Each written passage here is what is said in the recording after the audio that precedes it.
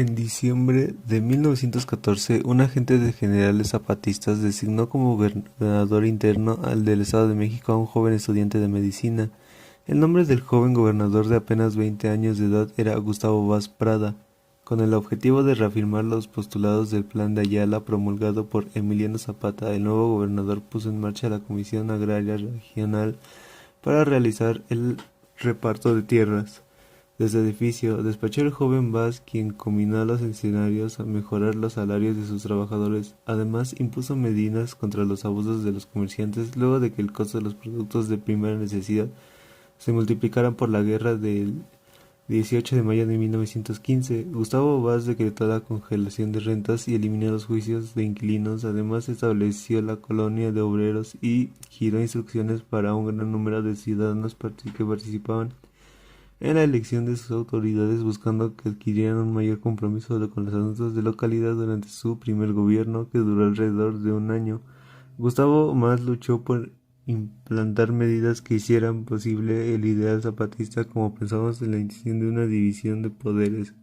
Parece algo sencillo, pero se tiene que dar las condiciones para que esto realmente funcione. Entonces, pensar en que va a destinar a un sitio para cada una de estas se cumpla en sus labores, con sus tareas en todos los sentidos, no nada más para abstencionar, sino también para que los diputados tengan una oportunidad de reunirse en comisiones o, por ejemplo, recibir cosas sus representados o formas las facciones y tener reuniones de otra naturaleza, pues si pensar en un espacio que pueda cubrir toda esa complejidad, no nada más adaptar un salón de sesiones. Entonces se habla de una intención de construir una república y dar la vía para que las instrucciones puedan funcionar. Cuando pensamos en nuestro estado de derecho actual, pensamos que esto permanente, que siempre ha sido un proceso de construcción, un sistema con división de poderes, estamos peleando desde hace 200 años. No es un tema que haya existido toda la vida, que naturalmente el país necesariamente tenga que seguir esa ruta. Es una ruta que se fue construyendo. Y bueno, como muchos otros países a principios del siglo XIX, México optó o quiso luchar por el camino, pues una división de poderes, un sistema republicano, a pesar de que pudo haber un sistema monárquico, y de repente me refiero a lo publicano, en el sentido de que hay una división de poderes y un congreso y una participación popular. Que nuestro primer congreso como tal, aunque no haya sido como un país independiente, pero sí durante la guerra de independencia del Congreso americano en esta empresa de Anáhuac, pues haya cambiado frecuentemente de sitio de Chilpancingo hasta llegar a Patitzinga.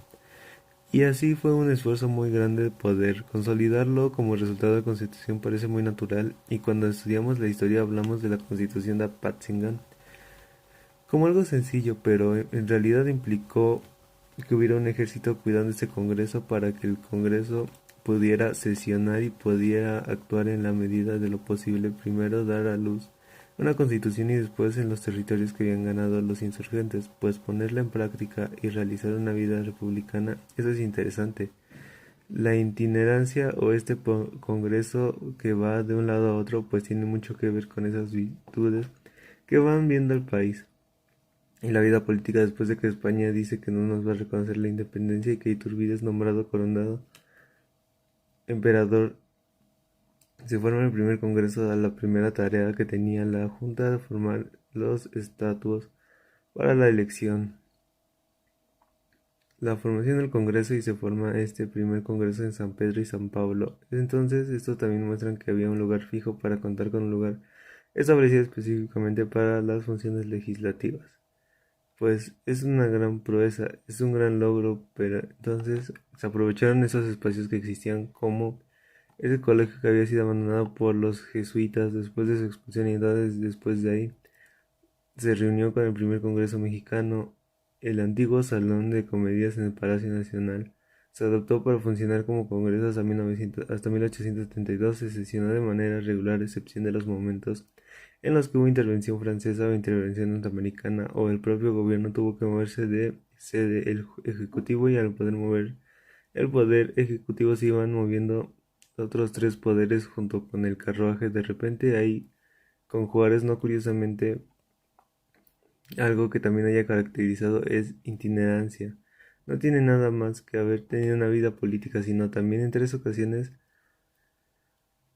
sedes diferentes del Congreso sufrieron incendios. Este primer Congreso del Palacio Nacional se encendió en 1872. Tuvieron que moverse durante un tiempo al Salón de Embajadores. También dentro del Palacio Nacional. Después utilizaron un teatro, el Teatro Iturbide, que funge como sede de Congreso en la calle de Docentes. Pero también ese sufre un incendio en 1909. Entonces es necesario para mover otra vez esa sede al Palacio Minería durante un tiempo. A pesar de que haya sido Porfirio Díaz, es un presidente bastante autoritario que concentró el poder ejecutivo. Sí tenía la intención de construir un palacio específicamente para que funcionara como sede de poder legislativo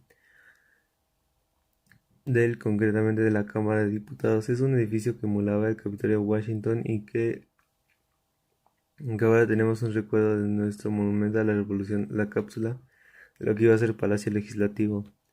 Porfirio Díaz pone la primera piedra en 1910, pues viene la revolución. Es por su historia y su función que es importante que cuidemos y protejamos este palacio.